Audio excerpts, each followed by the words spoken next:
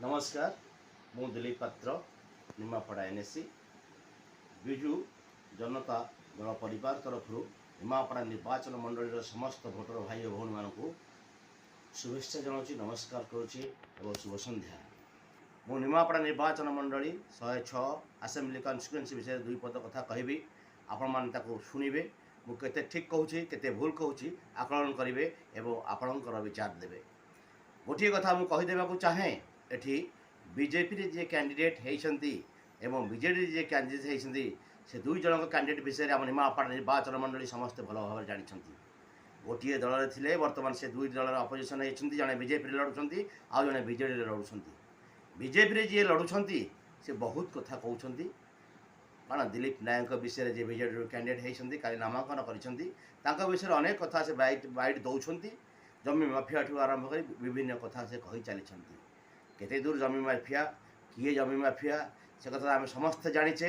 से गोटे बिजनेसमैन एक कथा आम समस्त जानी बिजनेसमैन ता सहित ये माटी सहित निमापड़ा निर्वाचन मंडल माटी सहित से अनेक दिन पूर्वर जड़ित अच्छा ग्राउंड रूट्रे प्रति पंचायत हो आपण जातु प्रति पंचायत हो लोक मान से सेवा करिसेंती किए डाक्तरखाना परिचित साहाय्य करिसेंती किए मेडिकल अच्छा साहाय्य कर डाक्तरखाना मेडिकल रे कथा कहली तापर कहार बाहागर कहार पिलार अवस्था कौन अच्छी जेकोसी मुहूर्त से साहाय्य कर गुंडीची मूषा भाई साहाय्य कर गाँ गहली रे से मंदिर हो मस्जिद हो समस्त साहाय्य कर आम समस्त जानीचे तेणु भल पाइबाटा लोक मान भल पाइबा प्रति अच्छी।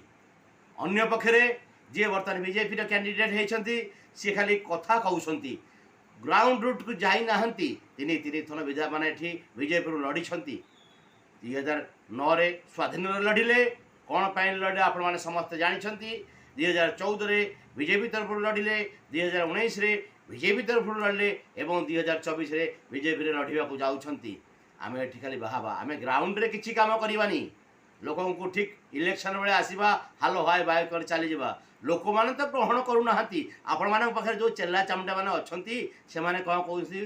दाड़ीय कथा कहीपारनी अम कथा कह विभिन्न कथा दिलीप नायक देखे कहते से जानी रखा उचित किए कथा कौन कहूँ कौन ना से अलग कथा कि लोक हृदय को स्पर्श कर ग्राउंड को जाइए लोक मान मन को छुई से गोटे कथा न निमापड़ा निर्वाचन मंडल समस्त भोटर भाई मैंने भल भाव जानते। ये है प्रथम कथा। द्वितीय कथा है जी बीजेपी अच्छा कैंडिडेट सी क्या सहित मिशी कहे से तो निज कार्यकर्ता सहित धोखाबाज कर ज्वलंत उदाहरण हूँ 2019 निमापड़ा एनएससी मंडल सभापति थी जो पैसा पत्र आसे पार्टी तरफ से प्रॉपर डिस्ट्रीब्यूट करते ना केमी करती गॉड नोज मुझे कथा कहूँ चाहूनी एनएससी कथा मुझे कहूँ 2019 मसीह सी आमको जो पर्ची बंटा जाए आप जानते पर्ची बंटा जाए आप समझ जानते पर्ची जो भोट पूर्व 2 दिन पूर्व समस्त पर्ची नहीं घर घर बांटती एनएससी को पर्ची बांटा पैसा आसे से पूरा एनएससी पर्ची बांटा पैसा दिखती कर्मी मानू ठीक से पैसा दिखती ना यूटिलाइज करती ना कर्मी मैंने जी परिश्रम कर सब कौन कर्मी मैंने हारुवे से डिसीजन लिगला पार्टी चेंज करागला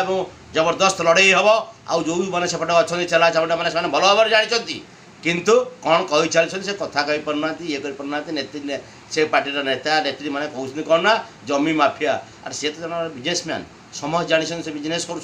सारा ओडिशा से परिचित सब डिटेल्स अच्छी जो माफिया क्या कौन मुझे खोल कहि जिते ओडिशा चिट फंड करता हलचल पड़ता से कथा कहि 2009-10 मसीह भुवनेश्वर बेहेरा साही गोटे फ्यूचर इन्वेस्टमेंट कला जाता गोटे संस्था से फ्यूचर इन्वेस्टमेंट संस्थार मालिक किए थे आपण मैंने कहीं जानी ना कलिकतार लोक मैंने आसी ऑफिस चलूला हजार हजार लक्ष लक्ष टंका से फंड कर पैसा आदाय करता जिते सीबीआई चढ़ऊ कला से 40 कोटी टंका नहीं चली जाइए जी बीजेपी प्रार्थी अच्छा 40 कोटी टंका नहीं जाइए तार डिटेल्स अच्छी कौटू लोक मैंने पैसा डिपोजिट करते ना निमापड़ा ढेंकानाल बालेश्वर पुरी निमापड़ा अंचल लोक मैंने पैसा कर चिट फंड या कह माफिया क्या कह माफिया गोटी गोटी रेकर्ड आम पाखे अच्छी गोटी गोटी कथा आम कहूँ आपण मैंने भल कि जानतु निमापड़ा निर्वाचन मंडल में मु समस्त भोटर भाई और भौणी मानक अनुरोध करी परिवर्तन हो ठीक अच्छी परिवर्तन निश्चय हम आउ दिलीप नायक को आप जानते थे आसिले से सेवार दायित्व पाइले 5 ବର୍ଷ ସମୟ ପାଇଲେ ନିମାପଡ଼ା ନିର୍ବାଚନ ମଣ୍ଡଳୀର କିଭଳି ଭାବରେ ଉନ୍ନତି ହେବ। ଯେତେବେଳେ ପାୱାରରେ ନଥାଏ ସେ ଲୋକମାନଙ୍କ କଥା ଚିନ୍ତା କରୁଛନ୍ତି, ପାୱାରକୁ ଆସିଲେ ସେ କ'ଣ ହେବ ଆପଣମାନେ ସେଇଟା ନିଶ୍ଚିତ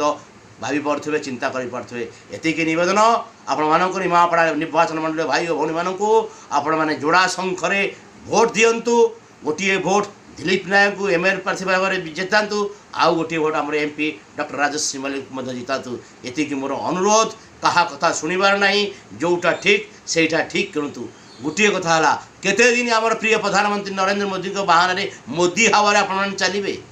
ମୋଦି ତ ତାଙ୍କ କାମ କରୁଛନ୍ତି, ଦେଶ ଭଲ ଉନ୍ନତି କରି ଚାଲିଛି, ତ କେତେ ଦିନ ମୋଦି ହାୱାରେ ଚାଲିବେ? ଓଡ଼ିଶାରେ ଆପଣମାନେ କଦାପି ମୋଦି ହାୱାରେ ଚାଲିପାରିବେ ନାହିଁ। କାରଣ ଏଠି ଯେଉଁମାନେ ଅଛନ୍ତି ବିଜେପିରେ, ଯେଉଁ ନେତା ଅଛନ୍ତି, ନେତ୍ରୀ ଅଛନ୍ତି, ସେମାନଙ୍କର ଗ୍ରାଉଣ୍ଡ ରୁଟ୍ କାର୍ଯ୍ୟ କିଛି ନାହିଁ। ପ୍ରିୟା ପ୍ରୀତି ପୋଷଣ ଚାଲିଛି। ମନମୋହନ ସାମଲ ଏଠି ବସିଛନ୍ତି, ସଂଗଠନ ମନ୍ତ୍ରୀ ଏଠି ବସିଛନ୍ତି, ସେ ତାଙ୍କ ମନ ଇଚ୍ଛା କ୍ୟାଣ୍ଡିଡେଟ୍ ସିଲେକ୍ସନ୍ କରୁଛନ୍ତି, ତାଙ୍କ ଭିତରେ ଗଣ୍ଡଗୋଳ ଅଛି। ସେଥିପାଇଁ ମୁଁ ଗ୍ୟାରେଣ୍ଟି ଦେଇ କହୁଛି, ଏଥରକ ମଧ୍ୟ ଆମର ପ୍ରିୟ ମୁଖ୍ୟମନ୍ତ୍ରୀ ନବୀନ ପଟ୍ଟନାୟକ 6ଠ ଥର ନିଶ୍ଚିତ ମୁଖ୍ୟମନ୍ତ୍ରୀ ହେବେ। ଆଉ ଏମାନେ ଏମିତି ମୋଦି ମୋଦି ହେଉଥିବେ। ମୋଦି ହାୱା ଠିକ୍ ଚାଲିଛି, ସେ କାମ କରିବ, କିନ୍ତୁ ଓଡ଼ିଶାରେ କଦାପି ହେଇପାରିବ ନାହିଁ। କାରଣ ଯେଉଁମାନଙ୍କୁ ଏମାନେ ଟିକେଟ୍ ଦେଇଛନ୍ତି ସେମାନେ ଗ୍ରାଉଣ୍ଡ ରୁଟ୍ରେ ଜିରୋ, ଏକଥା ନିଶ୍ଚିତ ପ୍ରମାଣିତ ହେବ